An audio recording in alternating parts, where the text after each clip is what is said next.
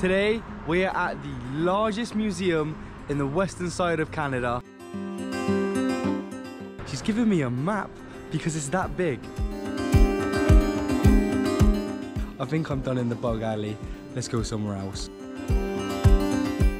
Why are you going out and thinking I'm gonna go out and get a buffalo's tongue today? I'm gonna be eating at Seoul's Fried Chicken.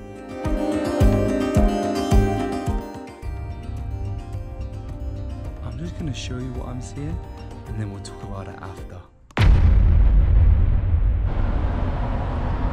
Yes, sir. Good morning. Today, we are at the largest museum in the western side of Canada. We are at the Royal Alberta Museum, aka RAM. And we are going to be looking at some great artifacts. Hopefully we can learn something because we're in the same boat. If you're coming with me, we're going to learn at the same time. So it should be a great day out. If you're not into museums, then stay tuned at the end because we're going to be eating some great food. I always like to finish my videos with some great food because who doesn't like to see some international food? So let's get in there. Yo, we've been in here 2 seconds. I'm already seeing some animals I didn't even know existed.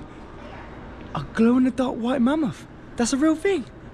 Crazy, and museums can't lie. It's all about facts. All right, we are officially in there. She's given me a map because it's that big. I mean, I kind of did start off saying it was the largest in Western Canada, but a map. They're giving me a cute little badge. This is the show that I've paid, and it came at $21. So I don't think that's too bad. We're gonna learn loads, so let's walk around. First up, the bug gallery.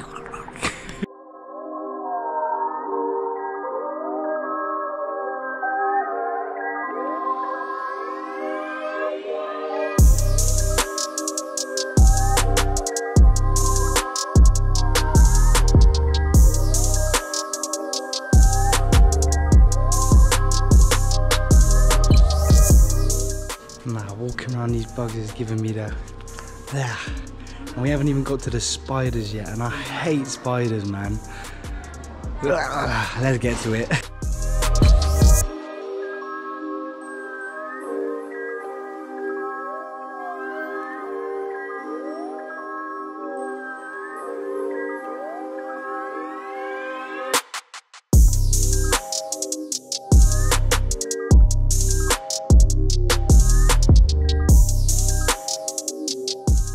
Can't lie, I've been cringing out the whole time just looking at these insects, but they are super interesting.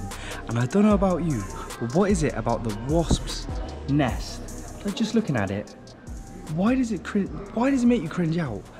Is it because we know that wasps live in it, or is it just the whole make of it is just cringy? But I think I'm done in the bug alley. Let's go somewhere else.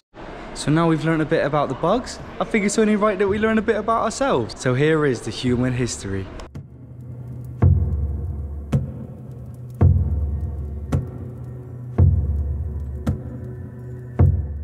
Have to show you guys this first, just because I think we overlooked what they really had to do back in the day to get these. So if you think back to the Indian times, and where they had these like minks of any animal they wanted and they would wear them, the process to actually get that back in the day was crazy. Let me show you. So they would start off on these, and this would be where they take out all the excess and anything from the animals.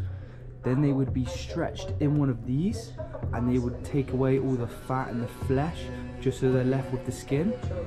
And then they would be transferred in one of these to the place to get them stretched out, and then they would be stretched out on one of these, which is why they look like this.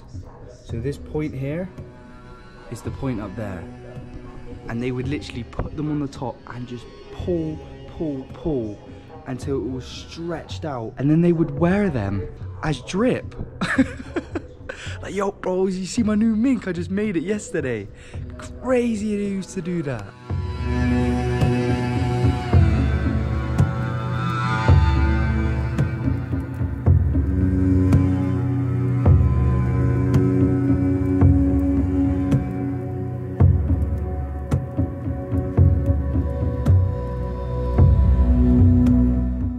Just looking at some of these traditional clothing, I just think it's incredible that back in their time that was what you would wear. There was no other, that was all that they knew.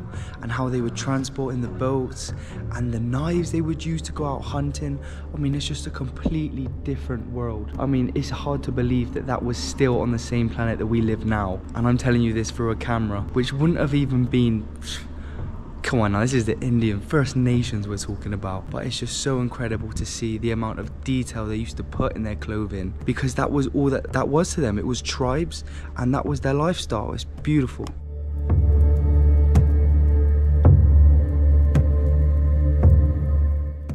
Now, going from the First Nations to the First World War, you can really see a difference in the weapons. And when I say a difference, you've gone from man-made, homemade knives to these massive machine guns. But quite funnily, these machine guns that you can see now, back in 1914, there was only 2,000 of these machine guns given to 6,000 men. So you can imagine, if you were one of the ones that didn't get one of those guns, you were not feeling comfortable going into battle. But just the shape and how they've made these guns is beautiful. With the knives at the end, maybe it's because I played a lot of Call of Duty. I think if you play Call of Duty, you can relate. But when you see them in person and really see the detail that's put into them, you can really appreciate using them back in the day. Because I for sure wouldn't want to use one now. Okay, so the weapons that you are seeing now is what they used back in the day to kill the animals to feed the villagers. But it wasn't just normal food they were going to collect. No. They were collecting fish, and they were drying and smoking it. They were getting moose's noses. They were getting beaver tails. They were even getting buffalo's tongues. Why are you going out and thinking, I'm gonna go out and get a buffalo's tongue today, and killing a big old buffalo? What the hell?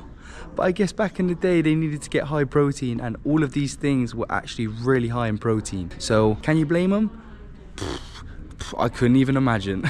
Okay, I think I'm done learning about my history. All I can say is that I'm glad I can just go to the shop after and go buy some food, because the thought of having to do that every winter and worrying if you're gonna make it through is really something that we have to be grateful that we don't have to do that anymore. So that's the human history. Let's go visit the last part of the museum. Okay, we've learned about the little bug, we've learned about ourselves. Now let's learn about the natural history.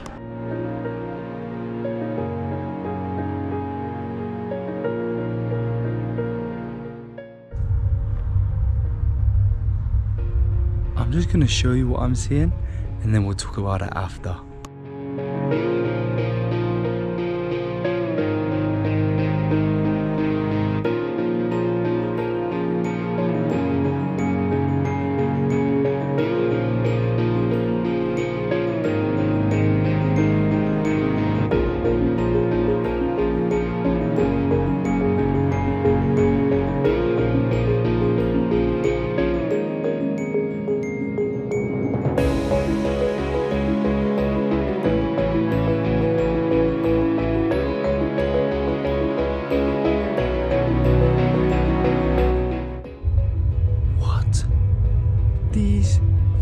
Skeletons are like nothing I've seen before. I mean, I guess I've only ever really been to Bristol Museum, so they're not even touching this. But every skeleton that you've just seen is an animal from the Ice Age. And I thought hunting back in when the Indians were around was scary. Imagine hunting back in the Ice Age. Oh my days. But these are so cool to look at, and just the different animals that we didn't even know existed. Especially that last one, there was like a sloth, but it was humongous and his hands were massive.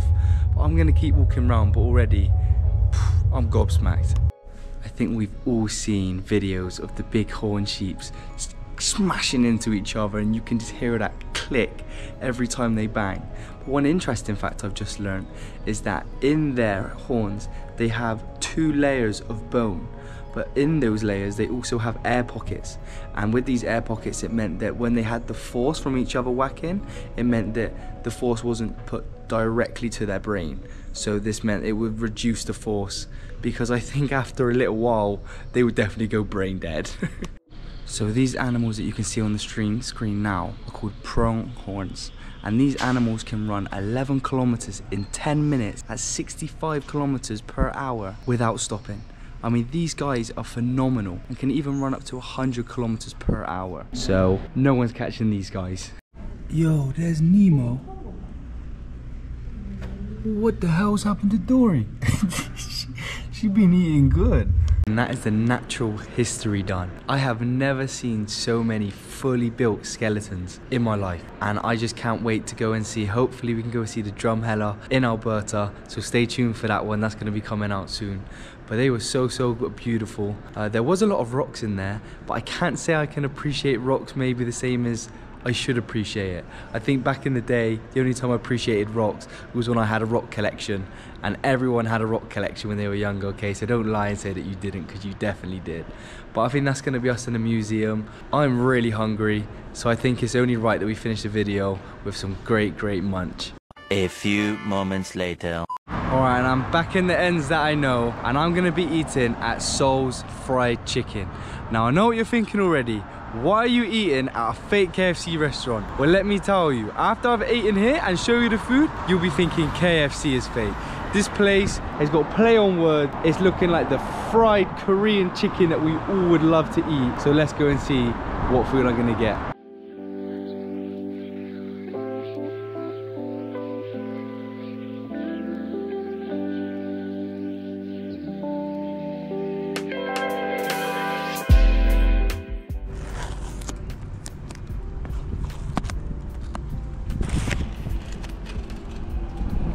Okay, and we're back outside. There's one downfall of this place, is that it doesn't have seating. But that's okay, when you got a day like this, you don't mind sitting outside. Now this food is looking phenomenal. I have gone for the Korean barbecue, but she's also given me extra chicken that's more spicy. I thought she was only giving me 5 pieces. So she clearly is giving me way more than I should have, with the mac and cheese pesto and the chips. Or the fries, shall I call it. So let's dive into this. Okay, if you've been watching my channel, you know that I always like to start off with a chip. Let's see what this is saying. Cheers.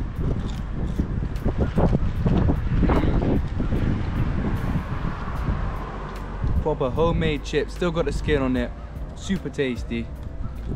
Now for the mac and cheese pesto. This is cold, but it's pesto mac and cheese.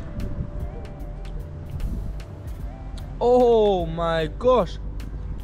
Oh, pesto mac and cheese is a thing, and it is phenomenal. Oh my days. I don't know how I'm about to get into this chicken. I think I'm just gonna have to go for it.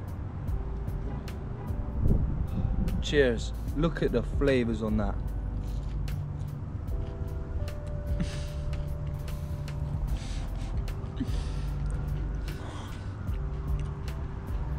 Oh my gosh, that just exploded in my mouth. The flavors are amazing, the crunch is amazing. I'm gonna dive into this because it's still cold outside and I don't want my food to get cold. I'll see you in a minute. Oh my days, that food was amazing. The chicken was super tasty. Oh man, I couldn't even finish it all. I actually gave it away in the end to someone who had a trolley. I still had some chicken and chips left, and if I'm not gonna be able to eat it, I might as well pass it on. So I hope you enjoyed today's video. I really enjoyed walking around the museum. I think with museums, there's only so much that I can show you through a screen that you enjoy, but I thoroughly enjoyed reading all the facts and just learning a bit more about Alberta. And the food was even tastier to finish it off. Make sure you like, comment, subscribe. It's been your boy Binksy, and I'll catch you in the next one. Big blessings.